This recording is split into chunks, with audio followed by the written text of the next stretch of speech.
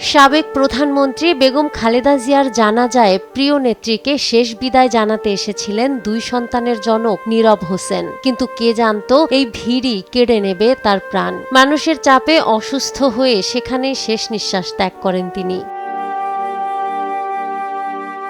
গত বুধবার এ ঘটনা ঘটলে পরদিন বৃহস্পতিবার তাকে দাফন করা হয় নিজ গ্রাম পটুয়াখালীর বাউফল উপজেলার ডালিমায় পারিবারিক কবরস্থানে। গ্রাম জুড়ে এখন কেবলই বিষণ্ণতা।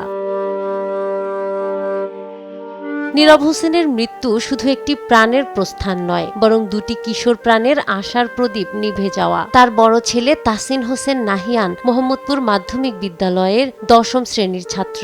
এই বয়সে সে লড়েছে জুলাই গণ অভ্যুত্থানে। 4 আগস্ট রাজপথে গুলিবিদ্ধ হয়ে আজও স্বাভাবিক জীবনে ফিরতে পারেনি এই কিশোর যোদ্ধা। দেশের গণ্ডি পেরিয়ে বিদেশে চিকিৎসা নিলেও শরীরের সেই ক্ষত আর বাবার শূন্যতা দুটোই এখন তার নিত্যসঙ্গী। একমাত্র সোর্স ছিলেন সে। আমি নিজে অসুস্থ, আমার দুই পাতা লাগতো। বাবার জন্য দোয়া চাই, সবাই দোয়া করবেন। ছোট বোন নওরিন জাহান নাফিসা মাইলস্টোন স্কুল অ্যান্ড কলেজের 8ম শ্রেণীর শিক্ষার্থী। 8 বছর আগে মা চলে যাওয়ার পর বাবা এবং ছোট ফুফুর পরম মমতায় বেড়ে উঠছিল দুই ভাই বোন। একজন অভিভাবকহীন সন্তানের আকুতি কেবল আকাশের কাছেই পৌঁছায়। তাদের সাজানো সংসারে এখন কেবলই শূন্যতা। যেহেতু কর্মক্ষম একমাত্র পর্যায়ক্ষম ব্যক্তি সে নাই, আমরা এই আজকে এই কথার এই সবার সাথে আমি দেখা করে গেলাম, কথা শুনে গেলাম। আমরা তাকে কিছু ব্যক্তিগতভাবে এখানে কিছু তাদেরকে সহযোগিতা করা হয়েছে এবং ভবিষ্যতেও দলের পক্ষ থেকে, চেয়ারম্যানের পক্ষ থেকে আমরা তার পাশে থাকবো এবং সব ধরনের খোঁজ খবর রাখার এবং সব ধরনের সহযোগিতা করার আমরা চেষ্টা করবো। আমরা আশ্বাসও দিয়ে যাচ্ছি সেভাবে, ইনশাআল্লাহ আমরা তাদের পাশে থাকবো। আমাদের সম্মানিত ভারপ্রাপ্ত চেয়ারম্যান জনাব তারেক রহমান মহোদয় উনি বলেছেন ওই পরিবারের উনি সকল দায়িত্ব নিয়েছেন এবং ওই পরিবারের সকল প্রকার ভালো মন্দ উনি দেখভাল করবেন এবং আমাদের জেলা বিএনপিকেও নির্দেশনা দিয়েছেন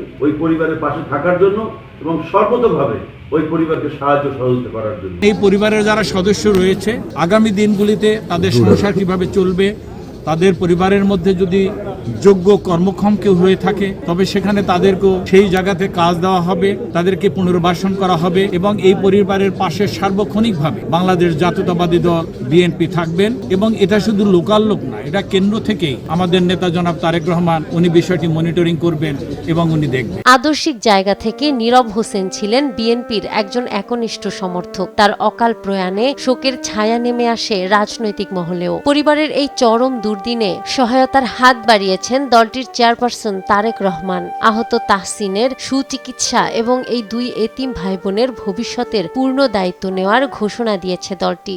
বড় সন্তান সে একজন জুলাই যোদ্ধা এবং তার বোন ছোট ক্লাস 7 পড়ে।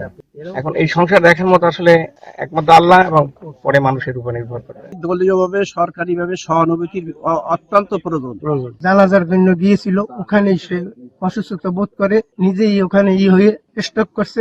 ছেলেটা তো অসুস্থ, বাপ মারা গেল, এখন শুধু পারিবারিক খুব ঝামেলার মধ্যে আছে। বিএনপিকে খুবই ভালোবাসতেন, পছন্দ, সেই হিসাবে উনি দেশনেত্রী বেগম খালেদা জিয়া তার প্রতি আন্তরিক এত ভালোবাসা, সে তার এই ইন্তেকালের পরে জানাজা অংশগ্রহণ করার জন্য সেখানে স্বতঃস্ফূর্তভাবে যায়। রাজনীতি যখন কেবল ক্ষমতার লড়াই নয় বরং বিপন্ন মানুষের পাশে দাঁড়ানোর মাধ্যম হয়ে ওঠে, তখনই রচিত হয় মানবিকতার নতুন ইতিহাস। তাহসিন ও নাফিসার মতো সন্তানদের মাথার উপর যেন এই ছায়া চিরকাল অটুট থাকে, সেই প্রত্যাশাই সবার। নাহার বৃষ্টি, নিউজ ডেস্ক, দেশ টিভি।